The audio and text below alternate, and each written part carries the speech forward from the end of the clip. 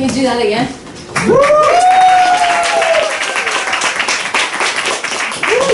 Yeah, I was just a bit nervous for the beginning, but let's see. So, how to get to know someone on a deeper level.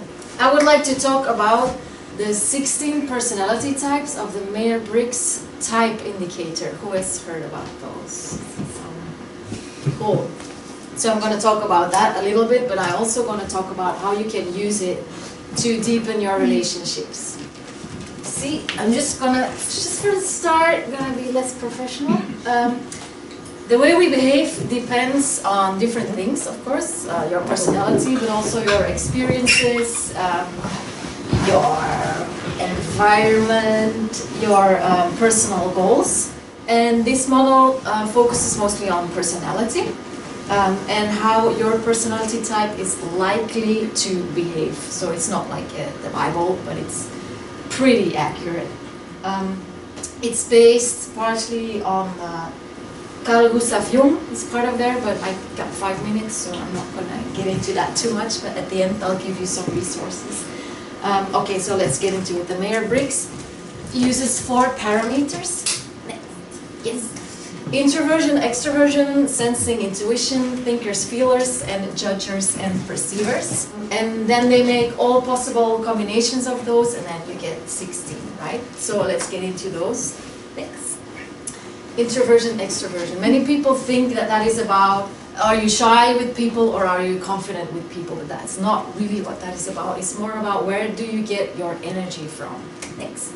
So introverts get their energy from solitary activities like being in nature, art, reading, being with a pet, and social activities drain them. And in contrary, the extroverts get energy from social engagement. Their battery fills up, they can do it forever. And when they are alone, they start to feel drained and just down.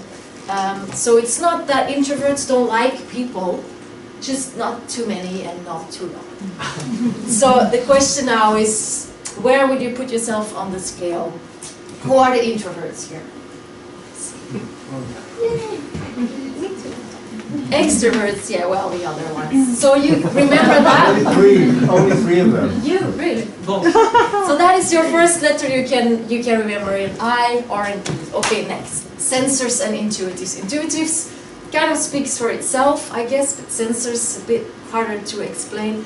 Intuitives here, for example, is like, we need to change the world, and the sensor is like, how about we do the dishes first?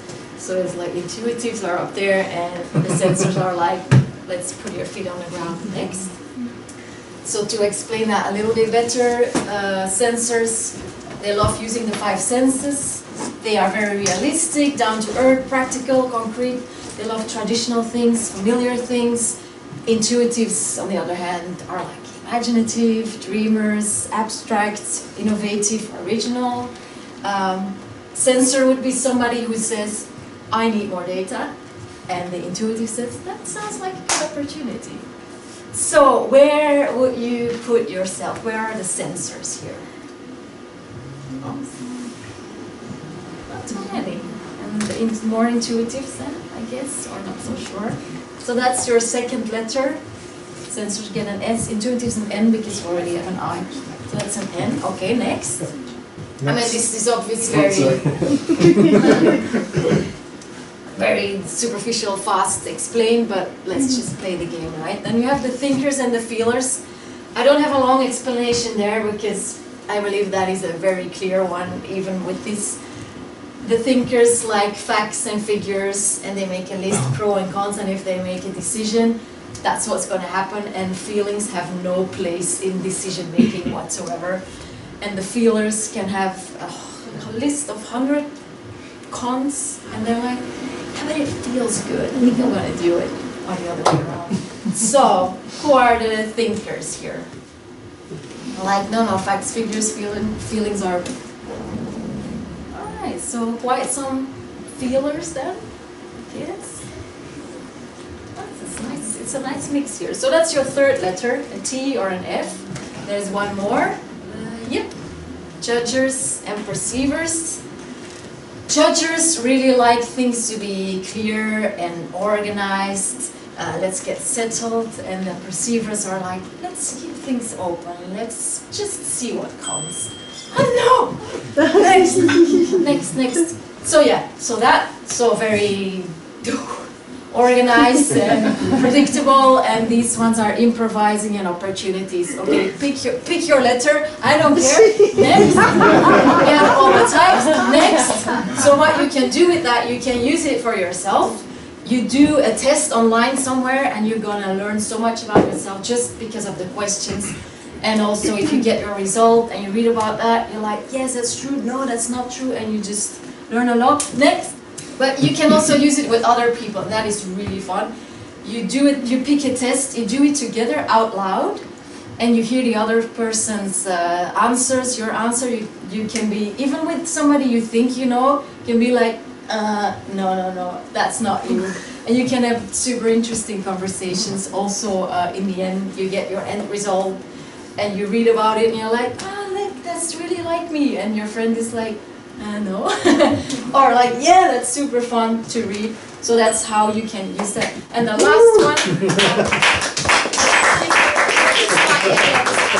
some resources. And if you're into mental health and shit, these are my pages, and I go really hardcore there. If you're interested. Okay, some questions? Yes. Is it fixed or it's evolve all the time? Can you change your identity? Not identity, I don't have it. Most of the believers, let's say it's fixed. I think it can shift, but probably not like from one side to the other. But if you challenge yourself, I'm sure as a very strong introvert, you can practice your extroversion muscles and like get better at it. But you will never be the one that gets full energy from being extroverted when you start off as introvert. So I think you can challenge and learn, but I don't think you're gonna like switch the whole way. It's more about thinker and feeler. It sounds more like way of thinking rather than your personality. I don't know. Sorry, I didn't get that. It's more about the third one, like thinker and feeler. You can also be in the middle. Like there are people that are very much like ambiverts as well. So in some of those, you're just in the middle. Yeah. So we started to talk about how to get deeper relationships. So I wonder actually with who did you connect because of these tests? Oh, I still have to. I just thought it was a good idea. Next one. I'm not even sure if I mean, I got to know myself way better because of this, and I had a small trial of that with somebody I stayed with for a few days, but and I think that's where my idea came from as well. But yeah, you can do it with people you don't know or people you do know, or you just start dating, you know, like let's do this. Yeah. Do you think they can become self-fulfilling sort of prophecies in themselves? I guess don't look at it as like a Bible or the law or whatever. Yeah, like once you have your personality type, take it as interesting information, but keep checking in with yourself as well. Like if the thing says introvert and that's how they do, and this is you still get to get a say. Like like yeah, that's me, and no, I don't think so, or I'm gonna try this out. So yeah, sure. I guess every model, once you put a label on somebody, just keep checking in with yourself, I guess. But it's definitely still interesting to read all the things and then see if you agree or not. Yes. Do we still have time? Yeah. So about, for example, recruitment, some of the companies use those tests to recruit. As well. Like how would you normally, like from your opinion, how would you match the people? Because, like, for example... There are even dating sites that use this, this thing. But I think, yeah, for dating it's not so useful. I mean, it gives you interesting information. But an INFP and an INFP can be very different people. Yeah, exactly.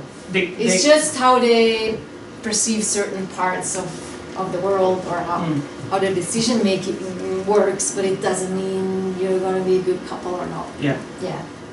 it gives a lot of information, but a person is about way more than what they Yeah. talk about. Nice. Yes. Okay.